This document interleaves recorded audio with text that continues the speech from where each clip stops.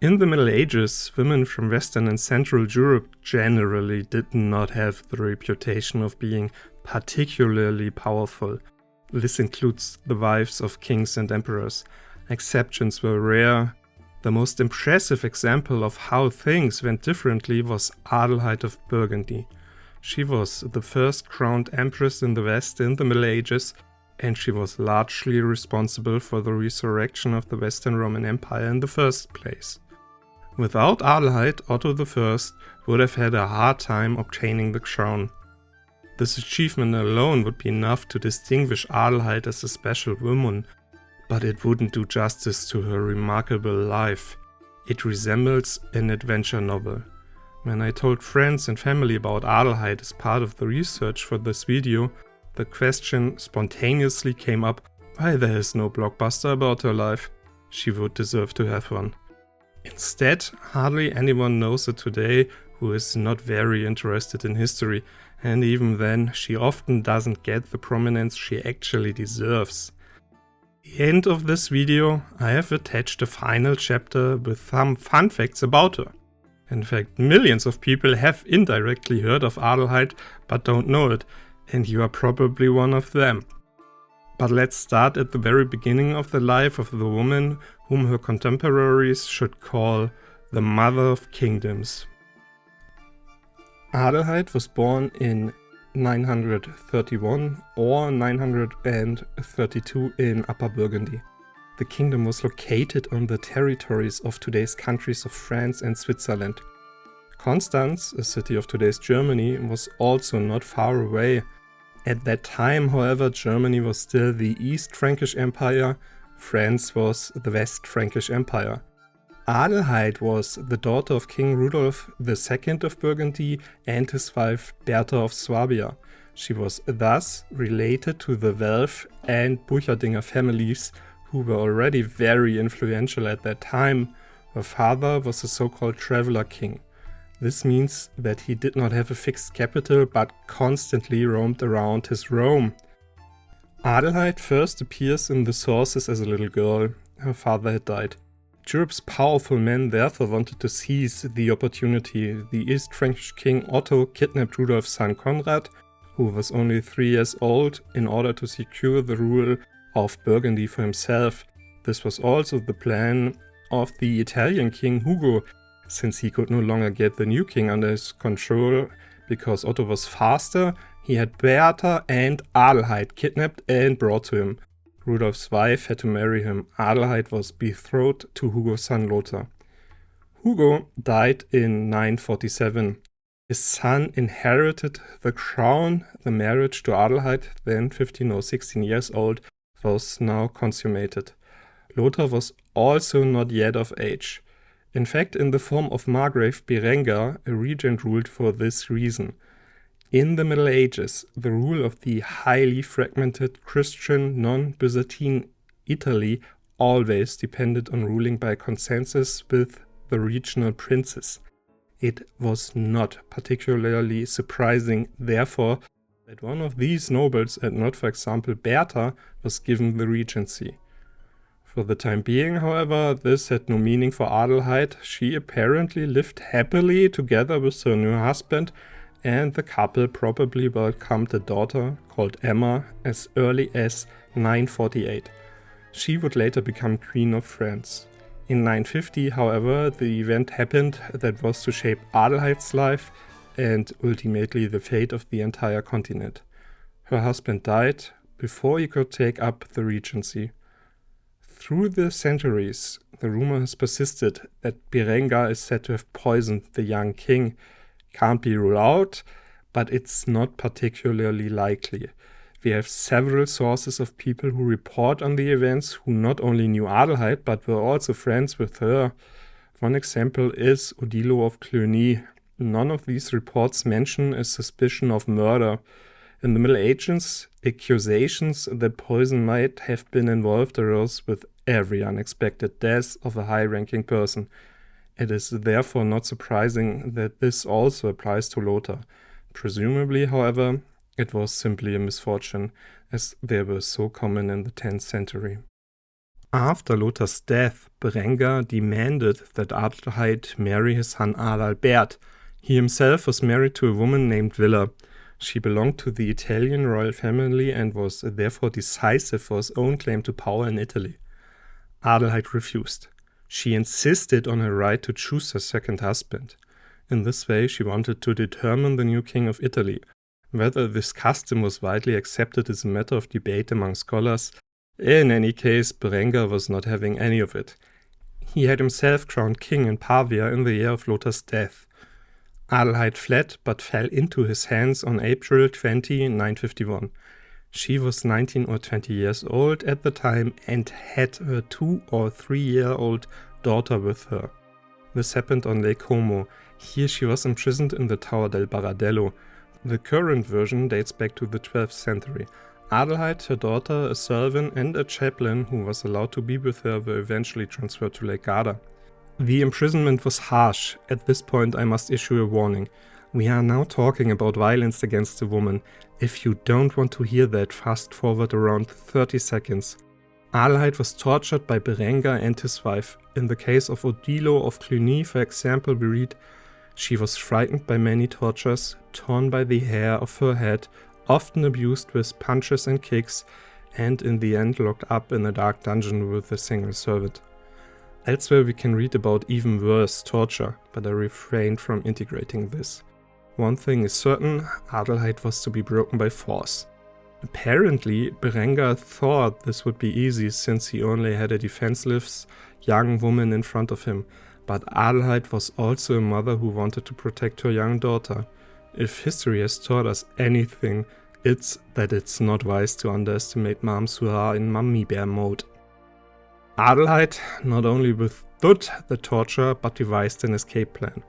Legend has it that she dug a tunnel within 3 to 4 months, which she and her companions used to escape. Whether this can be true remains to be seen, since her prison was located on a 291-meter high mountain. And she was not locked in the basement. Theories, without any basis in sources, suggest that it may have been promises of money and or other perks that encouraged guards to have her escape. The date of the escape is said to have been August 20, 951. Adelheid sent the chaplain in the direction of Pavia. He was supposed to write a letter there in which he begged the East Frankish king Otto for help.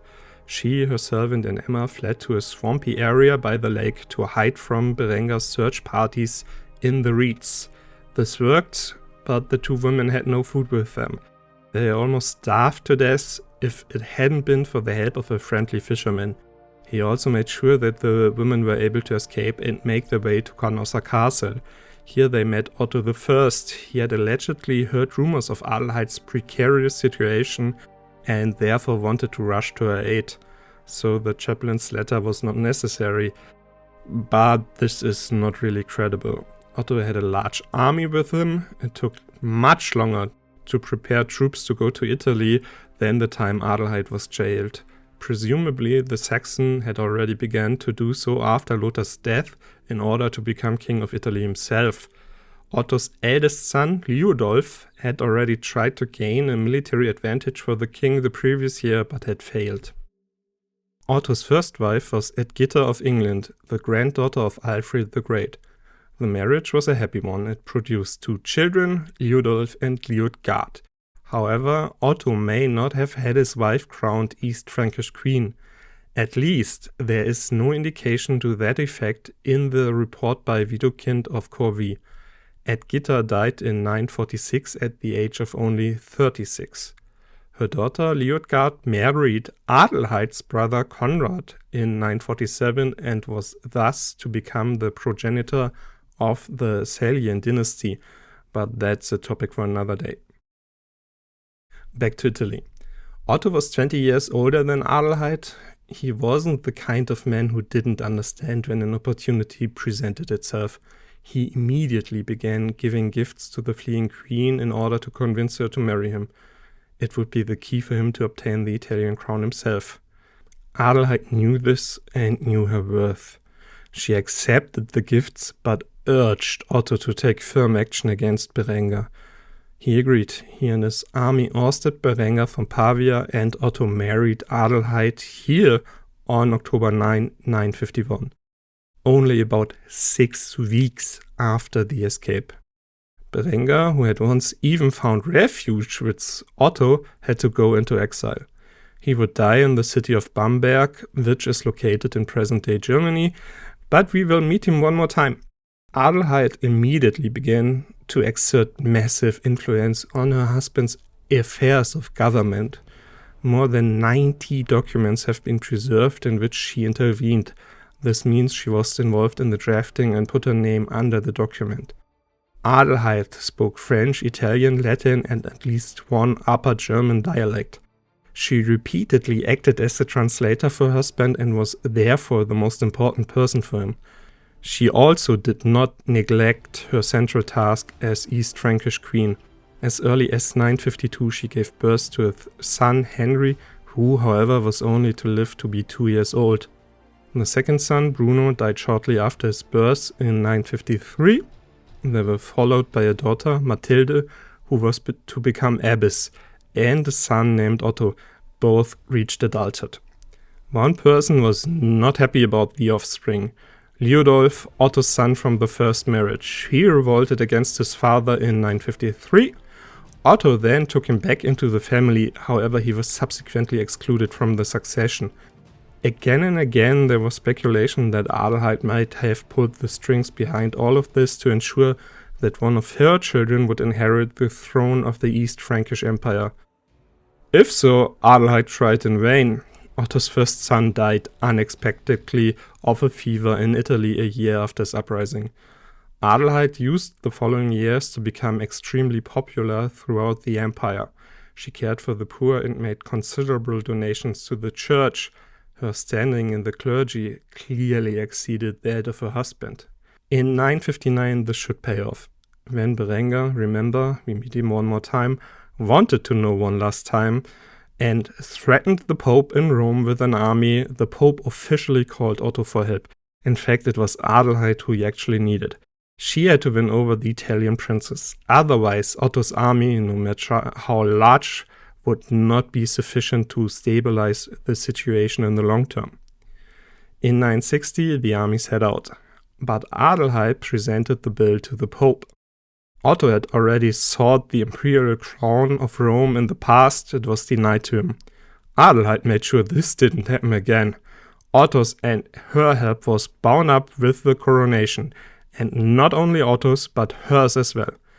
On February 22, 962, Adelheid was ceremoniously crowned Empress in Rome, and not according to the same procedure as her husband. She had worked on her own coronation order for her evaluation to make it clear that she was much more than just the emperor's wife. She was in fact Empress. Otto, for his part, confirmed this once again. Adelheid was known under the Latin term Imperatrix Augusta, honored Empress. Until her death, no one dared to challenge her for this title. In 966, Otto and Adelheid moved back to Italy one last time. Presumably it was now a matter of bringing the entire peninsula under control. However, the military efforts stalled. Within 6 years, Otto was able to hold on to the north, but was unable to assert himself against Byzantium in the south. In order to make peace, a remarkable marriage took place. Otto's and Adelheid's sons Otto, who had meanwhile risen to the position of co-king and co-emperor, married the Byzantine princess Theophanu. She, for her part, was to become one of the most powerful women in the history of the Middle Ages. This was to put the two women on a collision course. How bad the personal relationship was, however, is disputed. Only Odilo of Cluny describes an enmity. Otto I died in 973. The change of government to Otto II went relatively smoothly, not least because of Adelheid, who was widely accepted and honored. There was a small uprising in the east of the empire, which had already begun under his father. Overall, however, the 18-year-old was not doubted. This was not least due to the fact that Otto I and Adelheid had their son elevated to co-emperor as early as 967. Even his imperial dignity was therefore undisputed. Adelheid was the most important advisor at court at the beginning of her son's reign. It was she who made sure that he familiarized himself with the most important topics undisturbed. Then, however, the relationship between the two began to deteriorate. Let's listen to Odilo of Cluny. When Emperor Otto had gone the way of all flesh, the Empress and her son happily governed the reign of the Roman Empire for a long time. When, however, by divine providence, the preeminence of the Roman Empire was firmly established by the merit of the Empress, there was no lack of bad men who endeavored to sow discord among them. Deceived by this flattery, the emperor's heart turned away from his mother. As mentioned, the bad people are said to have been Theophanu. The couple accused Adelheid of giving away too much of the empire's property to the church. In addition, she favored the Bavarian Duke Henry, although he had planned an uprising against the new emperor. All attempts at mediation failed. Adelheid first retired to Burgundy to her brother Conrad, and then moved on to Italy to take over the regency of this part of the empire. According to Odilo of Cluny, the whole of Germany was in mourning for her absence. Theophanu may still not have been far enough away from her mother-in-law. The German historian Walter Schlesinger surmised that she herself wanted to rule over Italy and Adelheid should therefore give way. Theophanu was actually there several times, if so, however, she failed. Adelheid remained the most important person in Italy, and her role became all the more important after her son suffered a devastating defeat at the hands of the Saracens in the south of the peninsula. He therefore urgently needed support from his princes from all parts of the empire. In return, they demanded that Adelheid return to court and into a position of power. In 980 there was a reconciliation in Pavia, which Adelheid's brother Conrad had prepared and enforced. The Empress helped stabilize her son's reign. Afterwards, she wanted to return to her retirement, however, this was premature. Otto II died in 983 at the age of only 28. He did have a son with Otto III, but he was only 3 years old. The Bavarian Duke Henry, the son of the man Adelheid preferred, wanted to seize the opportunity. He took the child into his custody and wanted to become king and finally emperor himself. Gerbert of Aurillac, who knew Adelheid personally and described her as the mother of kingdoms, tells us what happened next. Henry tried to find support for his own rule among the princes of the empire. It was only in Bavaria that he was successful. In the meantime, Adelheid and Theophanu had made use of their relations and offered to jointly take over the regency for Otto III during his minority. This prospect was convincing. Adelheid's far-reaching connections in particular worsened Henry's situation from day to day. He would have had to fight violently for the crown, but he was hopelessly outgunned. He therefore gave the child to the two women in exchange for at least saving his duchy. Theophanu ruled in the north of the empire. Adelheid was responsible for Italy. This would probably have remained the case until Otto came of age in 994 if Theophanu had not died in 991. There was no question of what would happen next. Adelheid took over the entire rule of the empire, and this left its mark. More coins were minted in the empire than ever before, public finances stabilized, and Adelheid was able to calm some disputes in the north. However, her relationship with her son was critical when he became of age. He had always been closer to his mother than to her. He very soon showed clear actions to distance himself from the regent. For example, he appointed his own chancellor for Italy, and for the first time the post went to a German and not an Italian. Adelheid therefore withdrew from the court. However, she remained politically important until the end of her life. And it was not only due to her founding of monasteries in Payerne in today's Switzerland and in Sels in Alsace. In 999, the year of her death, for example, she traveled through Burgundy to support the reign of her nephew Rudolf III. Here, however, she felt the fatigue of her long life more and more intensely. She therefore retired to Zels, where she died on December 16, 999. She was buried in the convent. Until the Reformation, a strong pilgrimage activity developed around her grave. Again and again, visitors to the tomb reported that they had been cured of serious illnesses because they had prayed here. In 1050, even a book appeared listing these miracles. The publication of the work was carried out by the monastery of Cluny and was the beginning of the campaign to canonize Adelheid. Everywhere interested parties could read the verdicts of Adelheid's contemporaries about the Empress. She was not only beautiful, moral, charitable and pious, but also intelligent and endowed with excellent judgment. One of the most impressive testimonies, however, was found in the annals of the Quedlinburg Abbey. Again, the word consors was used in reference to Adelheid. However, it did not serve to distinguish the Empress as a sharer in power. Rather, it was a description of Otto, who was allowed to participate in her power. It worked. In 1097, Pope Urban II, primarily known for calling for the First Crusade, and his enmity towards Emperor Henry IV, canonized Adelheid. The Greek Orthodox Church accepted this canonization, as did the Protestant Church. To this day, December 16 is dedicated to her in all Christian churches. And she continued to make a career even after her canonization. The name of the Australian city of Adelaide goes back to the German word Adelheides. This is commonly translated as pure nature. However, the name only got its meaning through Adelheid. The German word for nobility is Adel. This too is taken from her name. Originally, the term edel was used to describe nobility. So it is surprising that in this day and age we no longer know where her grave is. Zels Abbey was victim of a flood disaster in the 14th century and had to move. The original buildings were lost.